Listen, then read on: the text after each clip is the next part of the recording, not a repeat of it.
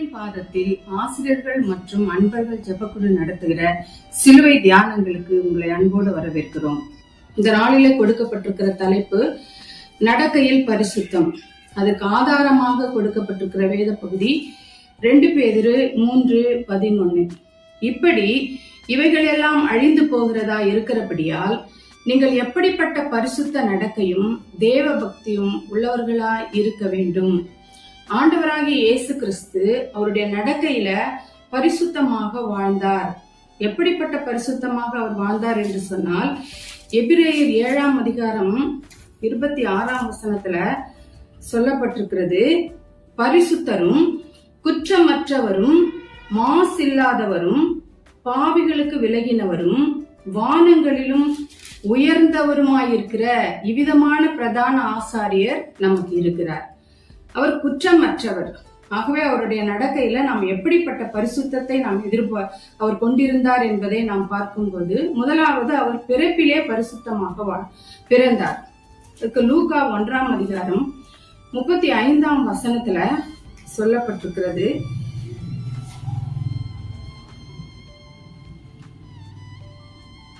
தேவ தூதன் அவளுக்கு பிரதியுத்தரமாக, பரிசுத்த ஆவி உன்மேல் வரும், உன்னதமானவருடைய பலம் உன்மேல் நிழலிடும், ஆதலால் உன்னிடத்தில் பிறக்கும் பரிசுத்தம் உள்ளது தேவனுடைய குமாரன் எனப்படும்.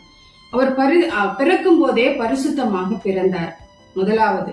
இரண்டாவது, அவர் சிறு வயதிலே 11 வயதிலே ஆலயத்திலே போதகர் நடுவில் அமர்ந்து பேசவும் வினாவும் செய்தார் என்று வேத பகுதியிலே நமக்கு சொல்லப்பட்டிருக்கிறது.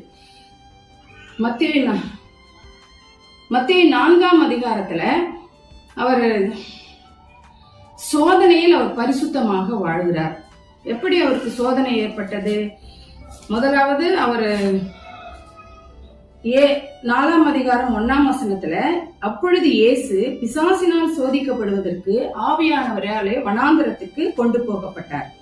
அவர் இரவும் பகலும் 40 நாள் உபவாசம் இருந்த பின்பு அவருக்கு பசி உண்டாயிற்று. அப்பொழுது சோதனைக்காரன் பிசாசானவன் அவரை சோதிக்கிறான். சோதிக்கும் போது அவர் வேத வாக்கியங்களினாலே அவனை எதிர்க்கிறார். உபாகமம் 8:3, சங்கீதம் 91:12, உபாகமம் 6:13 ஆகிய வேத வசனங்களை கொண்டு பிசாசை ஜெயிக்கிறார்.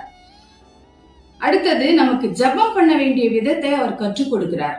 மத்தேயு 6:9-15 பரமண்டலங்களில் இருக்கிற எங்கள் பிதாவே, உடைய நாமம் பரிசுத்தப்படுவதாக என்று சொல்லி ஜெபம் பண்ண வேண்டிய விதத்தை அவர் நமக்கு கற்றுக் கொடுக்கிறார். விழித்திருந்து ஜெபிக்கவும் அவர் நமக்கு கற்றுக் கொடுக்கிறார். அப்படியே அவர் வாழ்ந்தும் காட்டினார். விழித்திருந்து ஜெபிக்க வேண்டும். அதாவது கெத்செமனே தோட்டத்துல தன்னுடைய சீஷர்களை அழைத்து கொண்டு போய் நீங்கள் விழித்திருந்து ஜெபிக்க வேண்டும் என்று சொல்லி அவர்களுக்கு கட்டளை கொடுக்கிறார். மார்க் 14:38 இது சொல்லப்பட்டிருக்கிறது, நீங்கள் சோதனைக்குட்படாதபடிக்கு விழித்திருந்து ஜெபம் பண்ணுங்கள், ஆவி உற்சாகம் உள்ளதுதான், மாம்சமோ பலவீனம் உள்ளது என்று சொல்லி அவர்களுக்கு கட்டளையிடுகிறார். சோதனைக்குட்படாதபடி விழித்திருந்து ஜெபிக்க வேண்டும் என்று சொல்லி அவரும் ஜெபித்து காட்டினார். பிதாவே, இந்த பாத்திரம் என்னை விட்டு நீங்க கூடுமானால் நீங்கும்படி செய்யும், ஆனாலும் உம்முடைய சித்தத்தின்படியே ஆக கடவுது என்று சொல்லி அவருடைய வியர்வை இரத்த துளிகளாய் தரையிலே விழுந்ததாக நாம் வேதத்திலே பார்க்கிறோம். அடுத்தபடியாக அவர் மன்னிப்பதிலே பரிசுத்தமாக வாழ்ந்தார். அதாவது தன்னை சிலுவையில் அறைந்தவர்களையும் அவர் மன்னித்தார். எப்படி என்று சொன்னால், அவரை குட்டினவர்கள், அவரை காயப்படுத்தினவர்கள் அனைவரையும் அவர் சிலுவையிலே மன்னித்தார். பிதாவே, இவர்களை மன்னியும், தாங்கள் செய்கிறது இன்னதென்று அறியாதிருக்கிறார்களே என்று சொல்லி. ஆகவே முதலாவது அவர் பிறப்பிலே பரிசுத்தம், இரண்டாவது அவருடைய சிறு வயதிலே ஆலயத்துக்கு அடுத்த விஷயத்திலே அவர் பங்கு கொண்டார், மூன்றாவது சோதனையிலே பரிசுத்தமாக இருந்தார், நான்காவது ஜெபம் பண்ண வேண்டிய விதத்தையும் நமக்கு கற்றுக் கொடுத்திருக்கிறார். அடுத்தது சத்துருவையும் சிநேகிக்க வேண்டும், மன்னிக்க வேண்டும் என்ற குணத்தை நமக்கு கற்றுக் கொடுத்திருக்கிறார். ஆகவே இந்த குணங்களை நாம் கடவுள் நமக்கு கொடுக்க ஜெபிப்போம்.